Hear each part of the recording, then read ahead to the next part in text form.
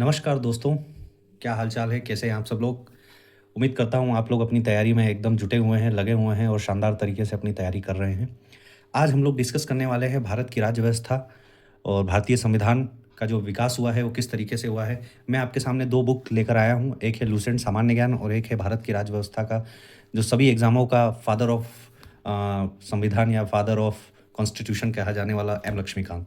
तो इसमें से बाहर कभी भी बड़े-बड़े एग्ज़ाम हुआ चाहे छोटे एग्ज़ाम हुआ, यदि आपने पूरा ये पढ़ लिया है, तो आपको एग्ज़ाम निकालने में कोई भी तकलीफ़ नहीं होगी। तो मैं संवैधानिक ढाँचा को पढ़ाने से पहले मैं आपको दिखा देना चाह रहा हूँ हमेशा जो ऐतिहासिक पृष्ठभूमि, वो कितनी मायने रखती है संविधान के निर्माण से पहले। जो ऐतिहासिक पृष्ठभूमि है, क्या है संविधान का संवैधानिक विकास जो हमारे संविधान को बनाने से पहले इसमें क्या-क्या ज़रूरत पड़ी इस संविधान को, चाहे हम लूसेंट पढ़ें, चाहे हम लक्ष्मीकांत पढ़ें। देखिए, जो पहला जो भारतीय संविधान जब भी आप स्टार्ट करेंगे, तो भारतीय संविधान का जो विकास है, इसका इतिहास ज़रूर आपको जानना चाहिए।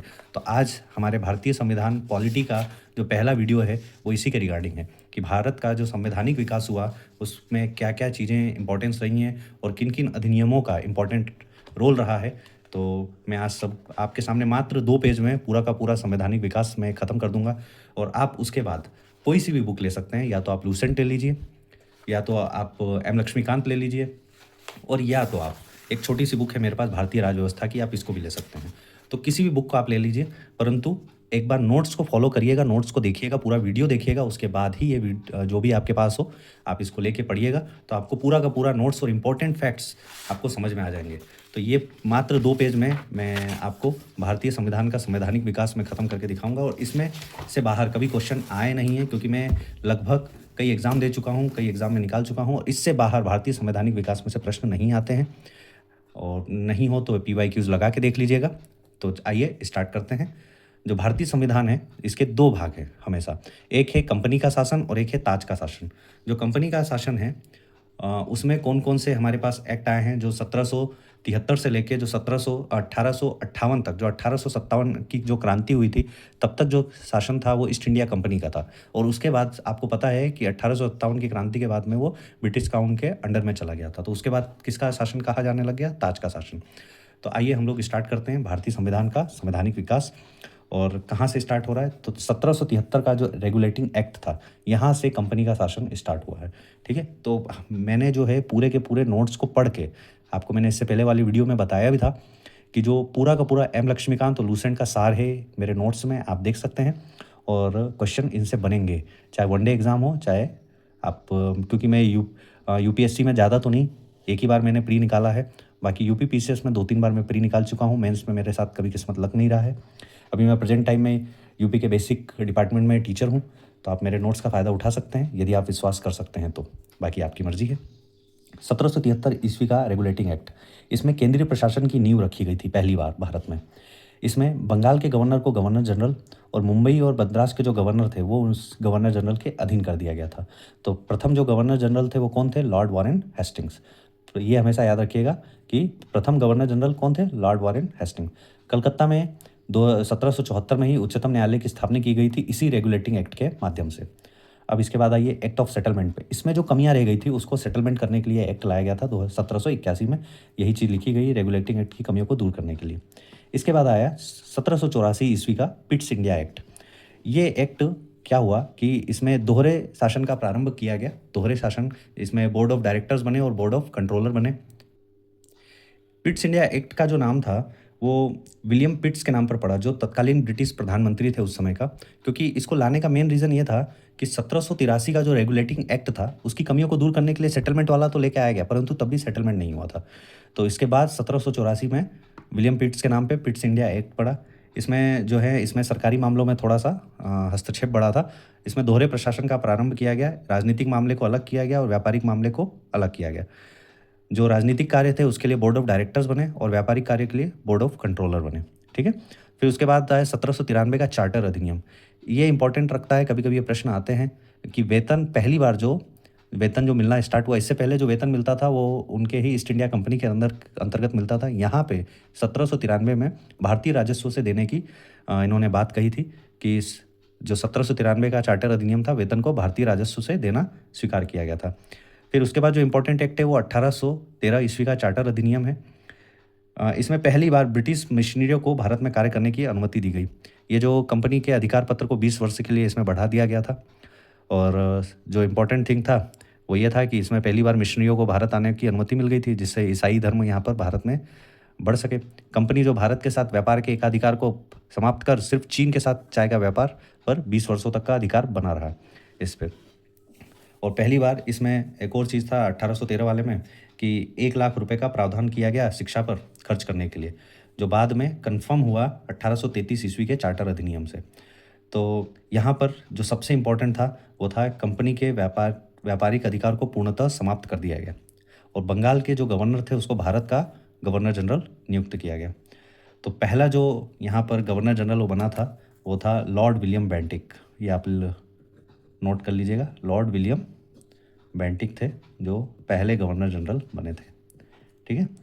और भारत में दास प्रथा को विधि विरुद्ध यहाँ पे स्टार्ट किया गया और 1843 तक पूरी तरीके से उन्मूलन कर दिया गया।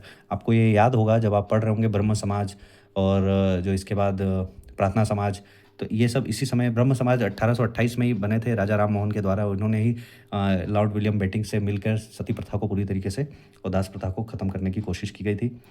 और 1834 में मैकाले की अध्यक्षता में प्रथम विधि आयोग का गठन किया गया। अच्छा, यदि आप तैयारी कर रहे हैं तो मुझे क्वेश्चन का जरूर आंसर दीजिएगा कि राजा राम मोहन राय को और किस नाम से जाना जाता है। राजा राम मोहन राय को भारत में किसी के अग्रदूत के नाम पे जाना जाता है, तो वो मैं थोड़ा हिंट दे दिया हूँ आपको। यदि आपको याद हो तो कमेंट में ज़रूर बताइएगा, नहीं तो अगले वीडियो में मैं आपको बताऊँगा। अब इसके बाद आइए 1853 का चार्टर अधिनियम। यहाँ से देखिए आप 20-20 साल का जो बढ़ता गया, 1813 के बाद 20 साल बाद 1833, फिर उसके बाद 1893। अब 1893 में यहाँ पर महत्वपूर्ण पदों को जो प्रतियोगी परीक्षाओं के द्वारा भरने का यहाँ पे स्टार्ट किया गया और 1894 में मैकाले समिति की नियुक्ति की गई यहाँ पर। तो यहाँ पर जो थी एक और चीज़ थोड़ा सा मैं ऐड ऑन करना चाहूँगा, 24 जो डायरेक्टर संख्या थी अभी तक, 24 की संख्या को उसमें 18 कर दी गई थी यहाँ पर। तो वो इतना इंपॉर्टेंट नहीं है, बट जो सबसे मेन है कि प्रतियोगी परीक्षाओं के माध्यम से यहाँ पर महत्वपूर्ण पदों को भरना चालू कर दिया गया और 1854 की मैकाले समिति का नियुक्ति किया गया। अब उसके बाद 1857 में आपको पता है कि भारत का पहला जो स्वतंत्रता आंदोलन हुआ था 1857 में, तो उसके बाद जब वो विफल हो गया तो उसके बाद 1858 में भारत शासन अधिनियम लाया गया जो डायरेक्ट ब्रिटिश क्राउन के अंतर्गत आया। तो यहाँ पर गवर्नर जनरल का जो नाम था उसको बदल कर वायसराय कर दिया गया और लॉर्ड कैनिंग जो थे वो प्रथम वायसराय बने और अंतिम गवर्नर जनरल थे। तो ये भी प्रश्न आता है कि किस गवर्नर जनरल के अंतर्गत 1857 की क्रांति हुई थी, तो वो कौन थे? लॉर्ड कैनिंग, क्योंकि ये अंतिम गवर्नर जनरल थे और प्रथम वायसराय थे। तो अब इसमें क्या क्या इंपॉर्टेंट था कि शासन कंपनी से लेकर ब्रिटिश क्राउन के हाथों में सौंप दिया गया था।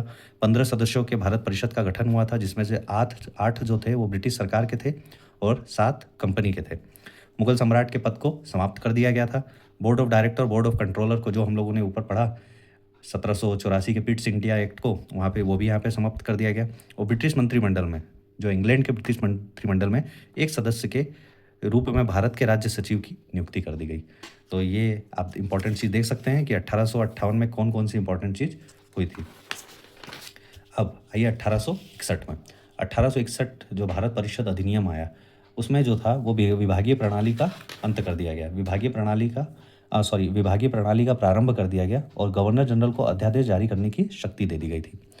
तो 1861 में जो इम्पोर्टेंट थिंग था वो गवर्नर जनरल को अध्यादेश जारी करने की अनुमति दी गई और विभागीय प्रणाली का प्रारंभ कर दिया गया।